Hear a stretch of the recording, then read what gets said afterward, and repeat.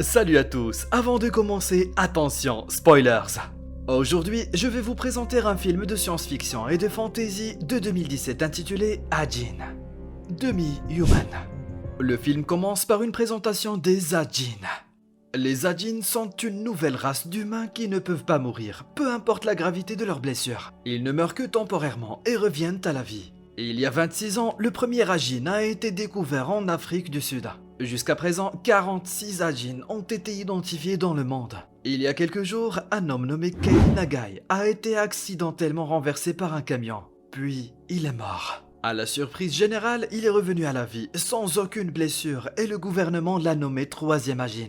Le gouvernement prend immédiatement Nagai sous sa protection, mais il s'avère que le gouvernement mène une expérience sur les Ajin capturés. Le chef du laboratoire à la recherche, Yutozaki, montre les recherches en cours au gouvernement. Il s'avère que Nagai ne sait pas qu'il est un Ajin. Avant l'accident, il menait une vie normale en tant qu'interne d'un hôpital universitaire à Tokyo. Soudain, le laboratoire est envahi par des terroristes, Sato et Tanaka, qui connaissent Tozaki et prétendent qu'il est venu pour enlever Nagai. Les gardes viennent immédiatement les arrêter. Les gardes attaquent Sato avec un tranquillisant et parviennent à le toucher à la main. À la surprise générale, il se coupe la main et continue à se battre. Peu après, il a de nouveau été touché au bras, mais cette fois, il s'est lui-même tué. Il s'avère que Sato est un Ajin, car il revient à la vie, maintenant avec une nouvelle main. Quelques instants plus tard, Sato libère Nagai et continue de tuer les chercheurs. Il donne son arme à Nagai et lui dit de tuer le chercheur restant. Étonnamment, Nagai refuse, puis Sato lui montre un exemple. À cause de ça, Nagai l'abat et s'enfuit avec le reste des survivants, alors que Sato revient encore à la vie. Sato parvient finalement à les rattraper et invoque alors une créature appelée Black Ghost, le fantôme noir. Sato les attaque avec la créature, mais soudain, Nagai convoque inconsciemment son fantôme noir pour se défendre lui et les autres survivants. Les deux créatures s'affrontent et Nagai en profite pour s'enfuir. Sato parvient finalement à l'arrêter, mais cette fois Nagai utilise sa créature pour tuer Sato et parvient à s'enfuir pour de bon. Le crépuscule arrive et les reporters arrivent sur les lieux. Il s'avère que Sato avait prévu ça. Tanaka et lui-même se rendent à l'endroit où se trouvent les journalistes et leur révèlent les informations sur l'expérience qui a été faite sur les Ajin. Sato révèle au public qu'il est un Ajin et prétend avoir sauvé le deuxième Ajin, Tanaka, du gouvernement. Ils mettent même en ligne sur internet un enregistrement de Tanaka en train d'être expérimenté. Après cela, Sato demande des droits civils pour les Ajin et une zone spéciale pour les Ajin. Le lendemain, Nagai rencontre une vieille femme qui l'invite chez elle. Il accepte alors l'offre et se repose en haut de sa maison.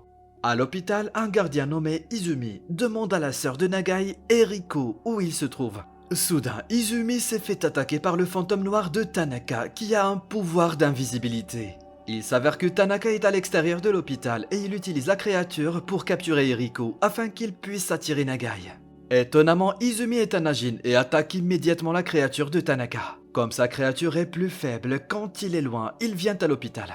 Peu de temps après, Tanaka arrive, mais Eriko est déjà entouré de nombreuses personnes. Il décide donc de retourner chez Sato. Dans une conférence, Tozaki répond à Sato. Il conteste leur déclaration et affirme que l'enregistrement est fabriqué. Pendant ce temps, Nagai aide la vieille femme. Peu de temps après, il apprend que sa sœur a été attaquée. Du coup, il se rend immédiatement à l'hôpital. Il y rencontre Eriko sur le toit. Il dit à Eriko qu'il n'est pas en sécurité là-bas. Il décide donc de la mener chez la vieille femme. Le lendemain, il s'entraîne et tente de contrôler la créature qu'il possède. Pendant ce temps, Sato répond au gouvernement et au public. Il dit qu'il décide de faire usage de la force et vont détruire le ministère de la Santé qui gère le laboratoire de recherche. Il annonce la date de l'attaque et invite également l'Ajin qui se cache toujours à se battre avec eux. Le jour annoncé, on peut voir la police en train de sécuriser la zone. Le ministre est à l'intérieur du bâtiment et dit que rien ne se passera. Soudain, un avion tombe et s'écrase sur le bâtiment. Il s'avère que Sato est à l'intérieur de l'avion alors que Tanaka apporte son équipement en utilisant un drone. Certaines personnes sont également venues aider Sato grâce à l'annonce. Peu de temps après, Sato se fait encercler par les forces de police. Il se fait tirer dessus et meurt, mais la police continue de lui tirer dessus avant même qu'il ne revienne, pour que Sato ne puisse pas se ressusciter. Tanaka leur tire alors dessus avec un sniper, permettant à Sato de se libérer. Sato parvient finalement à vaincre tous les policiers en utilisant son pouvoir Ajin. Ensuite, il exige du gouvernement qu'il abandonne Tokyo dans les 20 jours, sinon il aspergera tout Tokyo de gaz AJVX. le moyen le plus efficace de tuer un grand nombre de personnes. Pendant ce temps, Nagai et sa sœur s'enfuient de la maison de la vieille femme, car les villageois remarquent que Nagai est un Ajin. Quelques jours plus tard, Tozaki contacte Sato et lui propose le nord d'Hokkaido.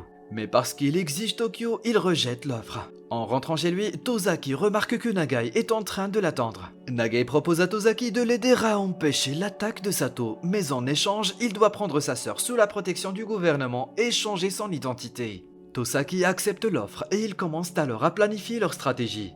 De l'autre côté, Sato et ses hommes se préparent aux attaques et il s'avère que Tanaka a passé 2 ans comme cobaye et Sato 20 ans comme cobaye. C'est la raison pour laquelle il déteste les humains. Le jour J, Sato commence l'attaque. Un de ses hommes s'infiltre dans le bâtiment où se trouve la JCV. Il parvient à pirater le système du gouvernement. Tanaka et les autres font alors irruption avec audace et parviennent à franchir la sortie de secours pour monter là où se trouve le gaz.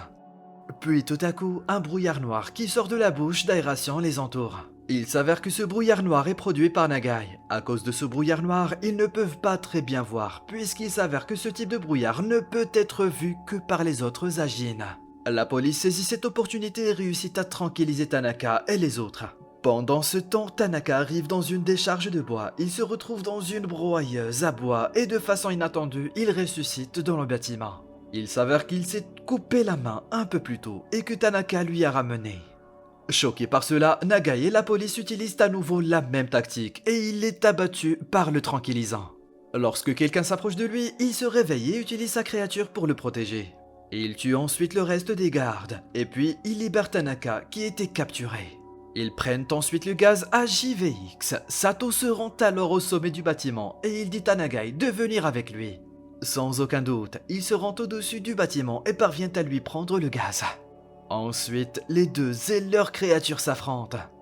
De l'autre côté, Tozaki rencontre Tanaka qui décide immédiatement d'attaquer Tozaki avec sa créature. Soudain, Izumi arrive et aide Tozaki à ne pas se faire tuer. Leurs créatures s'affrontent alors et les deux propriétaires se battent également à coups de poing. Tanaka parvient à coincer Izumi alors que soudain Tozaki arrive et le plante avec un tranquillisant. Et grâce à cela, il parvient à gagner contre Tanaka qui s'évanouit à cause du tranquillisant. Pour en revenir à Nagai et Sato, la bataille épique continue. Sato est très impressionné par Nagai car sa croissance a été tellement rapide en juste quelques semaines. Nagai parvient à l'abattre avec un tranquillisant mais en perdant l'une de ses mains. Sato s'évanouit mais malheureusement sa créature ne l'est pas. Elle tue immédiatement Sato puis il revient à nouveau en vie. Alors que Sato est sur le point de tuer Nagai, un groupe de policiers débarque soudain du toit et attaque Sato avec un taser. Nagai tient alors Sato et tous deux sont gelés par la police. La police les détruit alors tous les deux, récupère les parties de leur corps et les rend incapables de se régénérer. À la fin du film, Tozaki rend sa promesse à Nagai à cause des exigences de ses supérieurs. Soudain, la main de Nagai qui a été coupée auparavant commence à se régénérer et ramène Nagai à la vie. Il sort par le haut du bâtiment et s'enfuit. N'oubliez pas de vous abonner, d'activer les notifications et de laisser un like pour nous aider. Merci à tous.